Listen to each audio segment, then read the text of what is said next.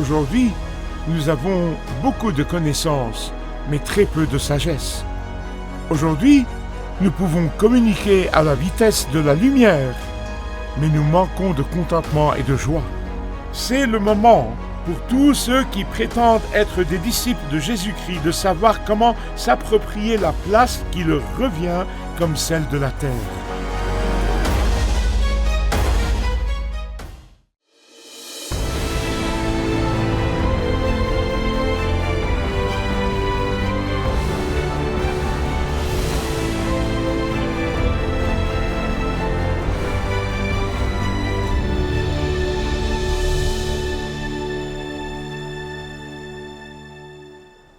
N'oubliez jamais que le privilège de pouvoir choisir est profondément enraciné dans la foi chrétienne.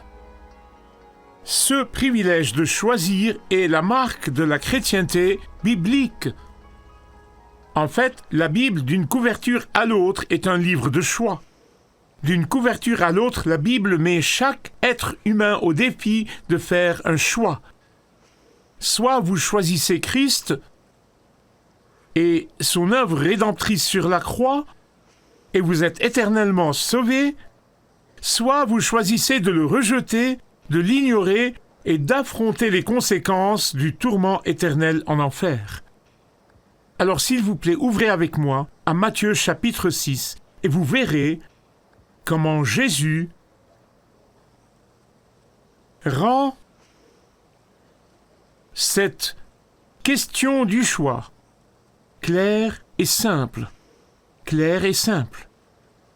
Il nous donne 4 choix. Et comme nous poursuivons cette série de messages, en fait, nous la terminerons la semaine prochaine. S'approprier le bonheur qui est en vous. Ici, notre Seigneur Jésus-Christ nous donne 4 choix. Je ne veux pas que vous manquiez cela. 4 choix. 4 choix. Ils sont tous dépendants les uns des autres. Le premier choix, versets 19 à 21 de Matthieu 6, Jésus nous donne le choix entre 2 banques d'investissement. Laquelle choisiriez-vous? Deuxièmement, au verset 22 et 23, Matthieu 6, il nous donne le choix entre la cécité et la vision. Laquelle choisiriez-vous? Et puis il passe à la 3e étape, verset 24. Il y a un choix de maître. C'est le choix entre 2 maîtres. Lequel choisiriez-vous? Quatrièmement, et enfin, le point culminant des versets 25 à 34, il nous donne le choix entre 2 ambitions dans la vie. Premièrement, il nous donne le choix entre 2 banques d'investissement dans lesquelles nous investissons notre argent. Écoutez-moi bien s'il vous plaît sur ce point, c'est important. Jésus ne dit pas qu'il y a quelque chose de mal dans l'argent ou le fait de gagner de l'argent. En fait, il suppose que vous gagnerez de l'argent parce que vous l'investirez. Sinon, comment investiriez-vous si vous ne gagnez pas d'argent? Il n'y a pas de mal à posséder des biens, rien de mal à épargner pour l'avenir, rien de mal à avoir une assurance. Les gens de l'assurance m'aimeront. Mais je dis ceci pour une raison. Je dis ceci pour une raison. Dans Matthieu 25, 22, Jésus encourage les bonnes pratiques commerciales. Dans Proverbes 6, 6 et 8, il est écrit « Va vers la fourmi ». Ce n'est pas une blague. La fourmi, l'insecte, qui travaille dur l'été pour épargner pour l'avenir. Dans 1 Timothée 5, 8, il est écrit que « Quiconque ne s'occupe pas de sa famille est pire qu'un infidèle ». Dans la lettre aux Thessaloniciens, l'apôtre Paul précise clairement que si vous ne travaillez pas, vous ne pouvez pas manger. Oh, n'est-ce pas dur? Mais c'est la vérité, c'est la vérité. Il n'y a pas de mal à travailler et à gagner de l'argent. Le problème avec les possessions, c'est quand elles commencent à vous posséder. C'est là le problème, et c'est ce que Jésus dit ici. La question est de savoir dans quelle banque d'investissement vous placerez votre argent.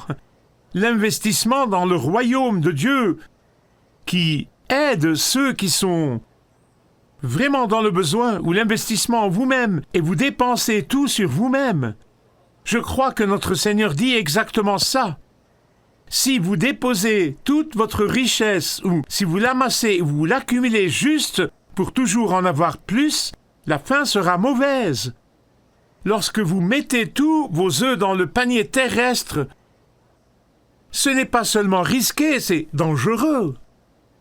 En fait, si vous voulez assurer ce que vous avez ici sur terre, soyez généreux dans l'investissement dans la banque du ciel. Si vous voulez continuer à être béni ici et maintenant, et je vais vous le montrer dans la parole de Dieu, alors investissez réellement là où vous passerez des millions d'années et non quelques décennies. Et Jésus a dit que là où est votre trésor, là sera votre cœur. Les gens inversent toujours ça. Vous avez remarqué? Vous voulez voir ce qui est le plus important dans votre vie? Regardez vos finances.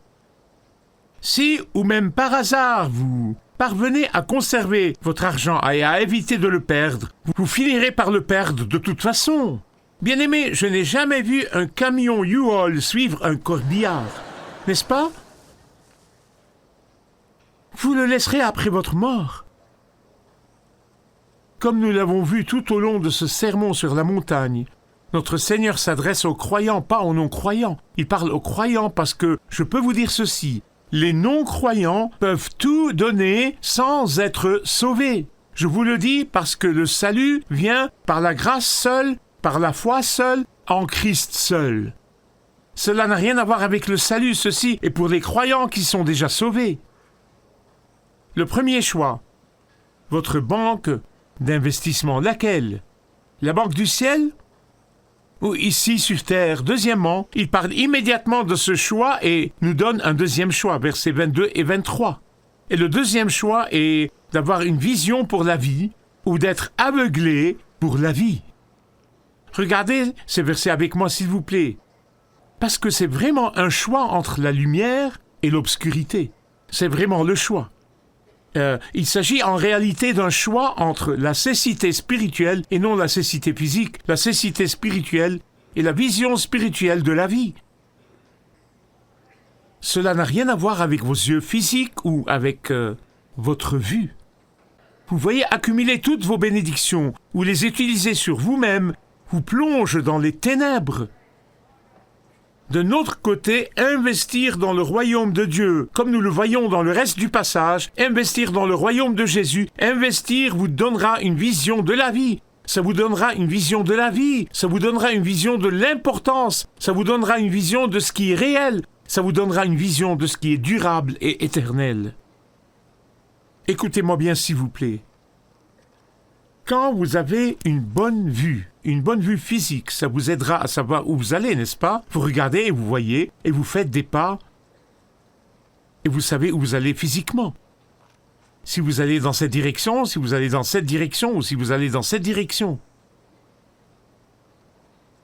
Lorsque vous avez une bonne vue spirituelle, lorsque vous avez une vision spirituelle, ça vous donnera une perspective spirituelle. Ça vous donnera un aperçu spirituel. Ça vous donnera une perspective éternelle. Ça vous donnera un but. Ça vous donnera de la joie dans votre travail. Ça vous donnera de la joie quand vous voyez la vision de Dieu pour votre vie. Ça vous donnera de la confiance dans la provision de Christ et vous n'aurez pas à vivre dans l'inquiétude, la peur et l'anxiété comme il nous le montre dans les versets qui suivent. Mais l'inverse est également vrai. L'inverse est vrai. Si votre vision est obscurcie par le fait d'amasser et d'accumuler de plus en plus pour le plaisir d'amasser et d'accumuler, si votre vision est obscurcie par les valeurs et les efforts du monde, oh, vous allez avoir des problèmes. 2 banques d'investissement. 2 visions. Troisièmement, 2 maîtres. Regardez le verset 24. 2 maîtres. Il construit, il construit, il construit. Ce n'est pas quelque chose de banal, c'est réel. Notre Dieu créateur est en train d'expliquer. 2 maîtres. Écoutez, chacun de nous, peu importe qui vous êtes, vous avez un maître. Le saviez-vous? Vous avez un maître. Chacun de nous. Ne vous moquez pas de moi et ne dites pas « Oh non, je n'ai pas de maître ». Oui, c'est vrai. Vous ne pouvez pas nier ceci. Le choix ultime se situe entre 2 maîtres qui sont dans les coulisses, soit Jésus, soit Satan. Vous dites, Michael, je suis le capitaine de mon navire et le maître de mon destin. Oui, alors votre maître, c'est vous-même. Salut! En réalité, Satan est le maître caché dans les coulisses. Écoutez-moi bien, c'est très très important. Quoi que soit le maître autre que le Seigneur Jésus-Christ, vous allez trouver Satan dans les coulisses en tant que marionnettiste. Et il vous tient à la gorge, même si vous ne le savez pas. Je peux vous dire avec confidence et joie et proclamer au monde entier que j'ai un maître. Son nom est Jésus. Ici, Jésus dit que vous ne pouvez pas avoir 2 maîtres en même temps. Il dit que derrière le choix de votre entreprise d'investissement, derrière le choix de votre vision de la vie, il y a un choix entre 2 maîtres, Dieu ou Mammon. Mammon est un vieux mot araméen, pas hébreu, c'est un mot araméen qui signifie amasser des biens. Et tout se résume à un choix entre le créateur ou un être créé. Et on ne peut pas être des 2 côtés en même temps. Certaines personnes essayent, mais elles se blessent. On ne peut pas marcher à droite et à gauche en même temps. Vous pouvez travailler pour 2 employeurs, mais vous ne pouvez pas être la propriété de 2 propriétaires. À la fin, il n'y a qu'un seul pro à une seule propriété, une seule vision, un service unique d'après l'essence de vos choix. Un vieux prédicateur disait que vous ne pouvez pas servir Dieu et Mammon, mais vous pouvez servir Dieu avec Mammon. Écoutez-moi bien. Dieu est le genre de maître qui veut l'exclusivité. Quand il s'agit de vous, il ne veut pas vous partager avec le diable. Il vous veut pour lui parce qu'il vous a suffisamment aimé pour mourir sur la croix pour vous. Il veut une propriété exclusive, une allégeance exclusive, un dévouement exclusif, une attention exclusive. Dieu a dit « Je suis l'Éternel, c'est mon nom et ma gloire, je ne la donne à personne d'autre. » Partager la loyauté envers Dieu, la Bible appelle ça de l'idolâtrie. Écoutez, pour moi, il n'y a pas de contestation. Pour moi, il n'y a pas de comparaison. Pour moi, le choix est très clair. Sans hésiter, je choisirai comme maître celui qui est mort pour moi. C'est lui mon maître. Sans hésiter, je choisirai celui qui m'aimait quand je l'insultais. Sans conteste, je choisirai celui qui me connaissait par mon nom avant la fondation de la terre. Sans conteste, je choisirai celui qui m'aimait alors qu'il n'y avait rien en moi à aimer.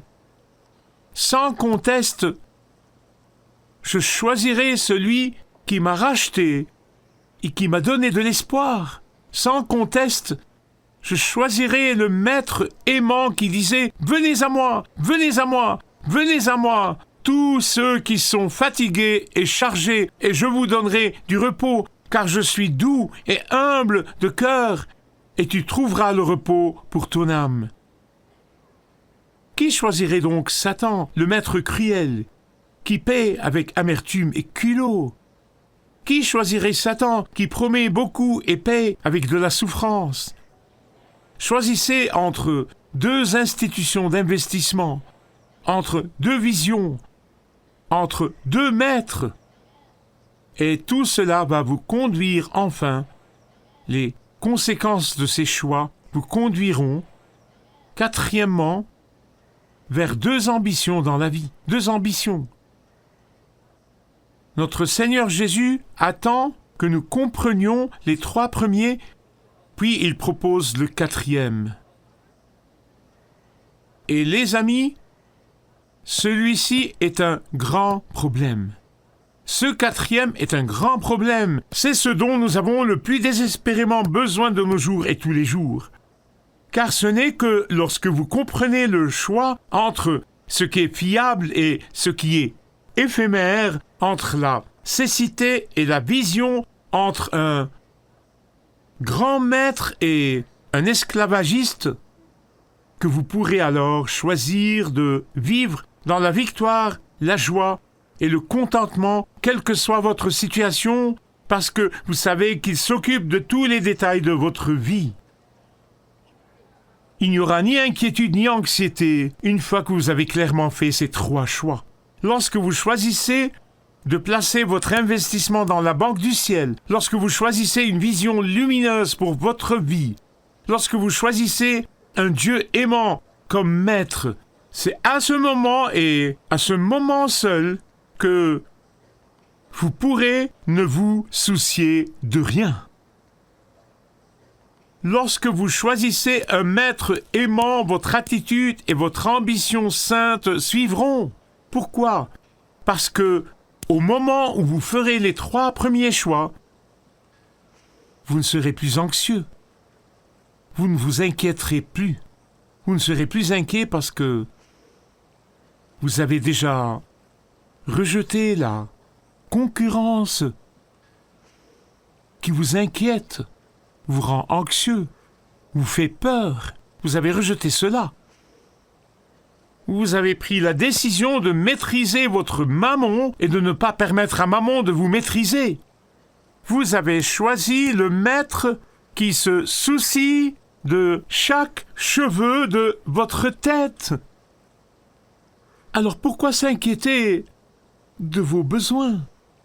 Il prend soin de chacun de vos besoins, plus que vous n'en avez conscience. Écoutez-moi. Nous tous, nous vivons tous pour quelque chose. Nous tous, nous recherchons tous quelque chose. Nous sommes tous faits pour fixer notre cœur et notre esprit sur quelque chose. Nous sommes tous faits avec des ambitions intérieures pour la vie. Soit dit en passant, l'ambition n'est pas un gros mot. L'ambition est un beau mot. En fait, l'ambition est un mot neutre. Étant un mot neutre, il y a donc des ambitions pieuses et des ambitions mondaines. Il y a des ambitions égoïstes, il y a des ambitions désintéressées. Les ambitions d'une personne sont ce qui la motive pour la vie. Ce n'est pas un évangile de prospérité. Certaines personnes ont perverti cela, mais Jésus est celui qui a dit « Donnez et on vous donnera, on versera dans le plan de votre vêtement une bonne mesure, tassée, secouée et qui déborde. » C'est ce que Jésus a dit. Il a dit « Quand vous semez généreusement, vous récolterez généreusement. » Vous voyez, Dieu cherche des canaux, il cherche des conduits pour vous bénir et pour que vous bénissiez le royaume de Dieu et l'œuvre de Dieu. Il ne cherche pas des réservoirs dans lesquels l'eau entre et reste. Écoutez, j'ai le privilège de connaître des gens et d'avoir des amis comme ça. C'est tellement humiliant et stimulant pour moi personnellement. John Wesley disait « Faites tout ce que vous pouvez, donnez tout ce que vous pouvez, économisez tout ce que vous pouvez. » Et ce que Jésus fait ici, c'est qu'il divise tous les objectifs de la vie en deux catégories. Deux. Il réduit tout le charabia, toutes les paroles, tout ce qui est dit à deux. Si vous choisissez la banque céleste, si vous choisissez une vision éclairée, si vous choisissez Dieu comme maître, vous n'aurez jamais à vous inquiéter. Tout le monde autour de vous est terrifié. Je vois tout le temps la terreur dans les yeux des gens. Pourquoi? Parce que Dieu s'est engagé, quand vous faites cela, il s'est engagé, pensez-y un peu. Un homme riche s'est engagé à vous soutenir, vous dites, waouh, vous savez, je peux me reposer maintenant. C'est de Dieu qu'on parle ici, n'est-ce pas? Il est le plus riche de tout l'univers. Il s'est engagé à subvenir à tous vos besoins. Puis-je avoir un amen? Écoutez attentivement, il ne nie pas et il ne méprise pas vos besoins physiques. Il ne fait pas ça, ne manquez pas ça. Pas du tout. Il a créé nos corps. Il prend soin de notre corps. Il pourvoit toujours à tous nos besoins physiques. Et il dit que si vous choisissez bien dans les 3 premiers choix, vous n'aurez pas à vous inquiéter ou à être anxieux au sujet de vos besoins physiques, car il s'en occupe. Et donc, ne vous préoccupez pas de vos besoins physiques, car il a promis de s'en occuper. Lorsque vous investissez dans la Banque Céleste, vous pouvez dormir sur vos 2 oreilles, car votre investissement est protégé par de puissants anges qui vous attendent de l'autre côté lorsque vous y arriverez et vous y passerez toute l'éternité. Lorsque votre vision sera éclairée, vous penserez à l'endroit où vous passerez toute votre éternité, non seulement quelques décennies dans cette vie. Et quand Dieu sera votre maître, vous aurez, ou il pourvoira à tous vos besoins, au moment où vous en aurez besoin. Je dis toujours que le Seigneur n'arrive jamais trop tard, ni trop tôt. En d'autres termes, vous serez en paix. Sachez que Dieu possède tout de toute façon, que Dieu contrôle tout de toute façon, et que Dieu pourvoit à tout de toute façon. Et donc, restez cool. Tout revient à un choix. Si vous voulez vivre une vie d'inquiétude et d'anxiété, alors dépensez tout pour vous-même, gardez des œillères sur vos yeux spirituels pour le reste de votre vie, devenez le serviteur du marionnettiste. Ces choix que vous allez faire affecteront votre éternité elle-même. Choisissez bien.